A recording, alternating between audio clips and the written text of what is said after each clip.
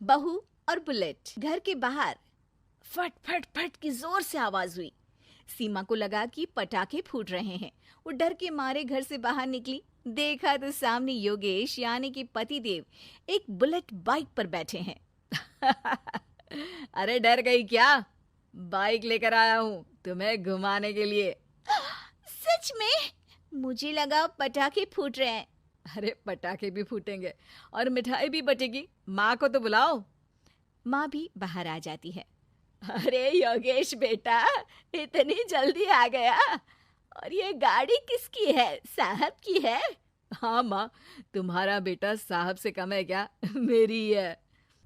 अरे बेटा, इतनी बड़ी गाड़ी ले ली, इससे तो तू घोड़ा ही ले लेता। महंगी पड़ी होगी ना? माँ महंगी सस्ती छोड़ो और मिठाई लाया हूँ, गांव में बंटवा दो। अरे बंटवा क्यों दो? पीछे बैठो, गांव में बांट कर आते हैं। सब खुश थे। योगेश गांव के बाहर एक कोयले की खदान में मजदूरी करता था। मेहनत और अकल से उसने वहां ठेकेदारी का काम सीख लिया और सूझबूझ से ठीक ठाक पैसा बनाने लगा। गांव में बात फैल गई कि योगेश के घर धमाका गाड़ी आई है। ऐसी गाड़ी पहले कभी किसी ने गांव में तो देखी नहीं थी। योगेश और माँ गाड़ी से वापस घर आ जाते हैं। बेटा, बाबूजी ऊपर से देख रहे होंगे और आशीर्वाद भी दे रहे होंगे तुझे। वो होते तो उनको भी घुमाता माँ। पूरे गांव में नाच नाच के मिठाई बांटने जाते। जैसे मैंने नाच नाच के बांटी थी जब वो अपने लिए एक साइकिल लेकर आए थे। बस बस, बाबूजी दो बात भी सुनाते कि फटफट वाली फटफटी ले आया। सीमा आगे कहती है, अपने लिए तो ये गाड़ी ले आए और मेरे लिए? अरे ये गाड़ी तुम्हारे लिए ही तो है। पक्का मेरे लिए है?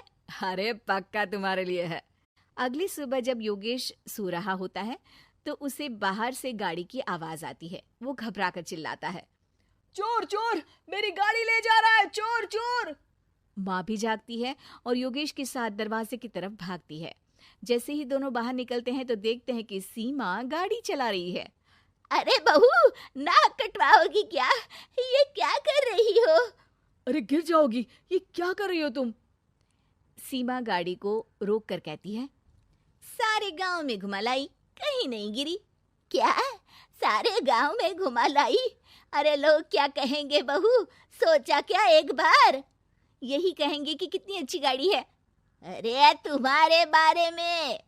हाँ, कहेंगे ना कि देखो कितनी अच्छी गाड़ी पर बैठी है। बहू गाड़ी रखकर योगेश और सासू माँ के पास जाती है। तुमने कब गाड़ी चलाना सीखा? हमारे बाबूजी के पास पुरानी स्कूटर थी, सीख ली।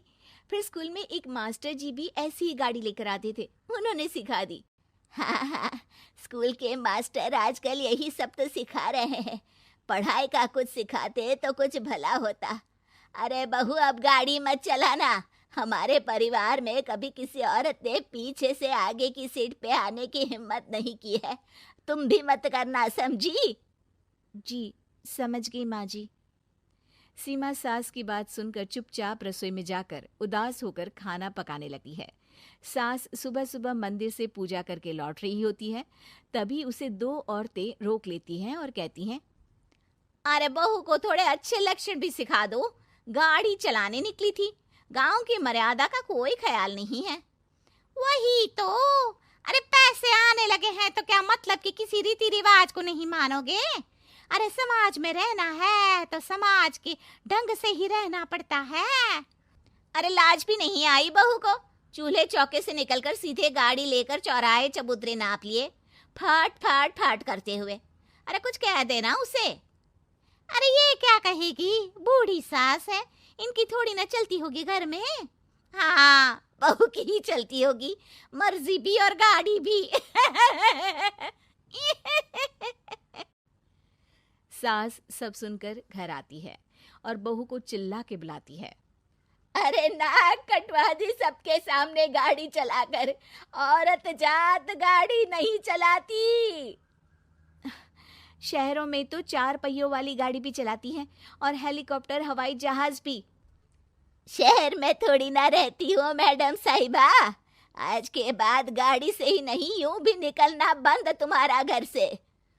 माँ सही कह रही है, कहीं भी जाना हो तो मुझे बता देना, मैं लेकर चलूंगा। आज माँ को तुम्हारे कारण कितनी बातें सुननी पड़ी। इतना कहते हुए योगेश वहां से चला जाता है।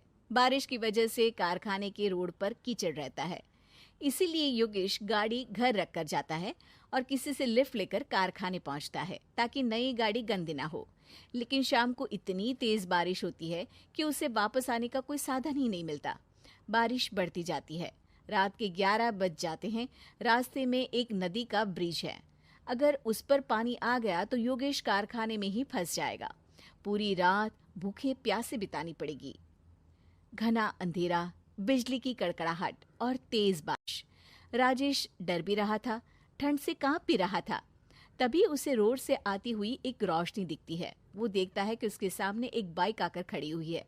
वो ऊपर वाले को धन्यवाद देकर उस बाइक वाले आदमी की तरफ बढ़ता है, पर पास जाकर देखता है तो भौचक्का रह जाता है। सीमा, तुम यहाँ इतनी बारिश में गाड़ी पर? पहले बैठो तो, नदी ब्रिज पे आ जाएगी तो जाना मुश्किल हो जाएगा।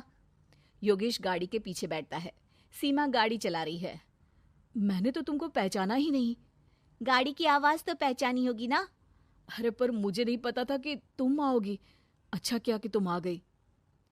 माँ नहीं आने दे रही थी, पर हमेशा पति पत्नी की रक्षा थोड़ी ना करेगा, पत्नी को भी तो करनी चाहिए।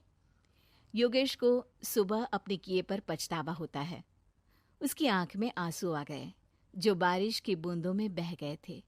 उसके बाद सीमा को सास ने और योगेश ने खुशी खुशी समाज की सीमा लांघने की मंजूरी दे दी।